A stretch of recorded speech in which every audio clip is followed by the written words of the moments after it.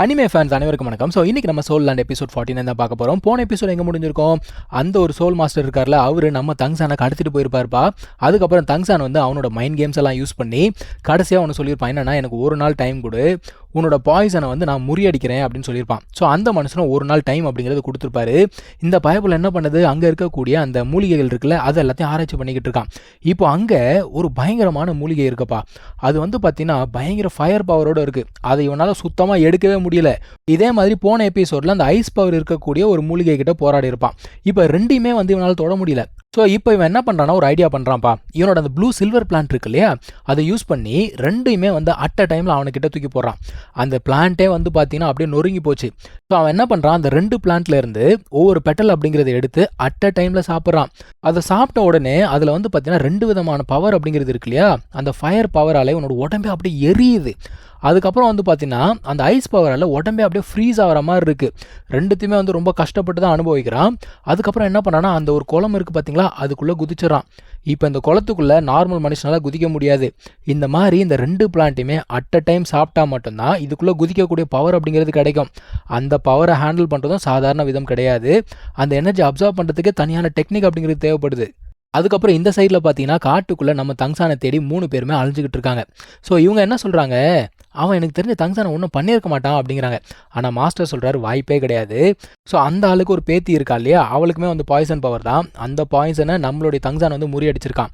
So கண்டிப்பாக secrets என்ன அப்படிங்கிறது அந்த ஆளுக்கு தெரியணும். அதுக்காக என்ன வேணா பண்ணுவான்னு சொல்லிட்டு மாஸ்டர் சொல்லிட்டு இருக்காரு. இப்போ விஷயம் என்னன்னா, இது ரொம்ப பெரிய ஃபாரஸ்ட். அந்த ஆள் எங்கே இருக்கான் அப்படிங்கிறது யாருக்குமே தெரியவே இல்லை. ஒரு மலையில் இருக்கான் அப்படிங்கிறது மட்டும் தெரியும். ஆனால் எந்த மலையில் இருக்கான் தெரிஞ்சவங்க கூட வந்து உண்மையை சொல்ல மாட்டேங்கிறானா. ஸோ இப்போது தங்சான் வந்து தண்ணிக்குள்ளே இருக்கான் பார்த்தீங்களா, அவன் தண்ணிக்குள்ளே குதிச்சதுக்கு இன்னொரு காரணமும் இருக்குது.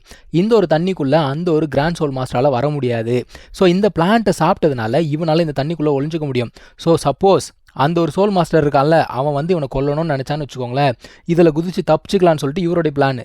இவங்க காட்டுக்குள்ளே ஓடி போயிட்டு இருக்காங்கல்ல, இவங்களால அந்த கிராண்ட் சோல் மாஸ்டருடைய பவர் அப்படிங்கிறது இப்போ உணர முடியுது. அப்போ பக்கத்தில் இருக்கான் அப்படிங்கிறது தெரிஞ்சிருச்சு. அந்த திசையை நோக்கி இவங்க வந்து ஓட ஆரம்பிக்கிறாங்க. அங்கே பார்த்தீங்கன்னா அந்த ஆள் புலம்பிக்கிட்டு இருக்கான். இவனால் வந்து என்னோட பாய்சனை க்யூர் பண்ண முடியும், என் பேத்தியோட பாய்சனை க்யூர் பண்ண முடியும் அப்படின்னா அந்த ஆப்பர்ச்சுனிட்டியை நான் மிஸ் பண்ணிடக்கூடாது. ஸோ இந்த பையன் செத்துக்கிட்டு தொலைஞ்சிட போகிறான், முதல்ல போய் நான் அவனை செக் பண்ணுறேன் அப்படின்னு சொல்லிட்டு உள்ளே போகலான்னு பார்க்குறாரு. அந்த டைமில் இவருக்குமே அந்த 3 பேர் வந்துட்டாங்க அப்படிங்கிறது தெரிஞ்சு போச்சு. அதான் இவர் யோசிக்கிறாரு, என்னடா 2 பேர் வந்து லெவல் 70 இருக்காங்க, ஒருத்தன் லெவல் 30 இருக்கான், இவனுக்கு என்ன சாவ தேடி வந்திருக்கானுங்களா, ஒன்றும் புரியலையே, சரி போய் பார்ப்போம் அப்படின்னு சொல்லிட்டு போகிறாரு. ஸோ அவங்க இங்கே வரத்துக்குள்ளே இவர் அங்கே போயிட்டாரு. அதான் போய் கேட்குறாரு, என்ன தானே தேடி வந்தீங்க அப்படின்னு சொல்லிட்டு கேட்குறாரு. மாஸ்டருக்கு பயங்கர கோவம், யோ நீ தான் வந்து தங்சானை தூக்கிட்டு போனியா, எதுக்கே தூக்கிட்டு போனேன் அப்படின்னு சொல்லிட்டு கேட்குறாங்க.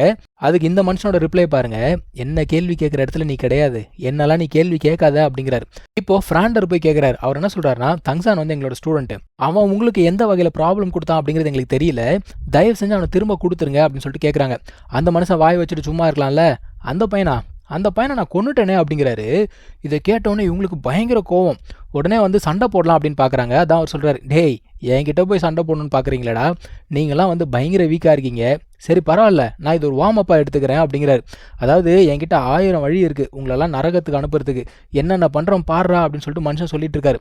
ஆனால் இவங்க 3 பேரும் வந்து பார்த்தீங்கன்னா தனித்தனியாக சண்டை போட்டால் வீக் தான். 3 பேரும் ஒன்றா சேர்ந்தாங்கன்னா ஒரு ஃபியூஷன் டெக்னிக் அப்படிங்கிறது இருக்குது. அந்த ஒரு ஃபியூஷன் டெக்னிக் அப்படிங்கிறத யூஸ் பண்ணுறாங்க. ஸோ அந்த ஒரு டெக்னிக்கில் வந்து பார்த்தீங்கன்னா ஒரு பெரிய ட்ராகன் அப்படிங்கிறது ஃபார்ம் ஆகும். அதை பார்த்த உடனே இந்த மனுஷனுக்கே நல்லா தெரியுதுங்க, ஓ இதுதான் அந்த டிவைன் ட்ராகனா அப்படின்னு சொல்லிட்டு யோசிக்கிறாரு. அப்போ இவங்களோட பவர் அப்படிங்கிறது எவ்வளோ ஃபேமஸ் அப்படிங்கிறத பாருங்கள். இப்போ இவங்களோட பவரை காட்டிட்டாங்க, அந்த மனுஷன் சும்மா இருப்பானா? இந்த மனுஷன் வந்து பார்த்தீங்கன்னா ஒரு பெரிய ஸ்னேக் அப்படிங்கிறத யூஸ் பண்ணுறாரு. இப்போது 2 பேருமே சண்டை அப்படிங்கிறத போடுறாங்க.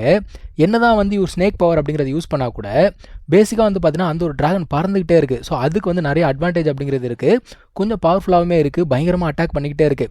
ஆனாலுமே இந்த ஒரு டெக்னிக் வந்து பார்த்தீங்கன்னா சோல் ரிங் டெக்னிக் கிடையாது, இது வந்து சோல் போன் சம்மந்தப்பட்ட ஒரு டெக்னிக். இது வந்து இவங்க எல்லாருக்குமே நல்லாவே தெரியுது. ஸோ மனுஷன் என்ன பண்ணுறான், இப்போது அந்த சோல் போன் டெக்னிக் வந்து பார்த்தீங்கன்னா மெடுசா கேஸ் அப்படின்னு சொல்லுவாங்க, அதோடைய கண் பார்வை பட்டாலே வந்து கல்லாக மாறிடும் இல்லையா, அந்த ஒரு டெக்னிக்கை யூஸ் பண்ணுறாரு. என்னடா இது பட்டா நமக்கு பிரச்சனையாச்சே, என்ன பண்ணுறதுன்னு சொல்லிட்டு யோசிக்கிறாங்க.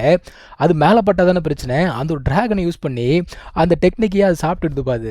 ஆனாலும் அந்த மனுஷன் சும்மா விடுவானா? அடுத்தது வந்து பார்த்தீங்கன்னா அவனுடைய 8th சோல் ரிங் அப்படிங்கிறத யூஸ் பண்ணுறாரு. ஸோ டைம் ஃப்ரீஸ் அப்படின்னு சொல்லிட்டு ஒரு டெக்னிக்கை யூஸ் பண்ணி அந்த ஒரு ட்ராகனை அப்படியே நிறுத்தி பாய்சன் அப்படிங்கிறத யூஸ் பண்ணி இன்ஃபெக்ட் பண்ணுறாருப்பா. இந்த ஒரு பாய்சன் வந்து பார்த்தீங்கன்னா அங்கே இருக்கக்கூடிய 3 பேருக்குமே அஃபெக்ட் ஆகுது. ஸோ உடனே 3 பேருமே வந்து டிஃபீட் ஆயிடுறாங்க. ஸோ மாஸ்டர் என்ன சொல்கிறாரு, தங்ஸான் என்னோட ஸ்டூடெண்ட், நீ வந்து என்ன கொல்லு, மற்ற 2 பேரை உயிரோட விட்டுரு அப்படின்னு சொல்கிறாரு. ஆனால் அவங்க என்ன சொல்கிறாங்கன்னா, நீ என்னோட பவரை பார்த்தல, எங்களுடைய பவர் என்னது, டிராகன் பவர், நாங்களாம் எந்த ட்ரைபை சேர்ந்தவங்க தெரியுமா அப்படின்னு சொல்லிட்டு அவங்க சொல்கிறாங்க. ஓ, நீங்களாம் அந்த ட்ரைபை சேர்ந்தவங்களா அப்படின்னு சொல்லிட்டு இவர் கேட்குறாரு. அப்போது என்ன சொல்கிறாருன்னா, பரவாயில்ல இருந்துட்டு போ, உங்கள் எல்லாரையும் கொன்னுட்டு உன்னுடைய பாடி எல்லாத்தையுமே நான் டிஸ்போஸ் பண்ணிவிடுவேன், நான் தான் கொன்னேன்னு சொல்லிட்டு உனக்கு எங்கே ப்ரூஃப் இருக்குது அப்படின்னு சொல்லிட்டு கேட்குறாரு. ஸோ இந்த இடத்துல தான் வந்து பார்த்தீங்கன்னா இந்த ஒரு எபிசோட் அப்படிங்கிறது முடியுது. இவங்க எப்படி தப்பிச்சாங்க அப்படிங்கிறத நம்ம அடுத்த எபிசோடில் பார்க்கலாம். தேங்க்யூ ஸோ மச் ஃபார் வாட்சிங். Take care. பை.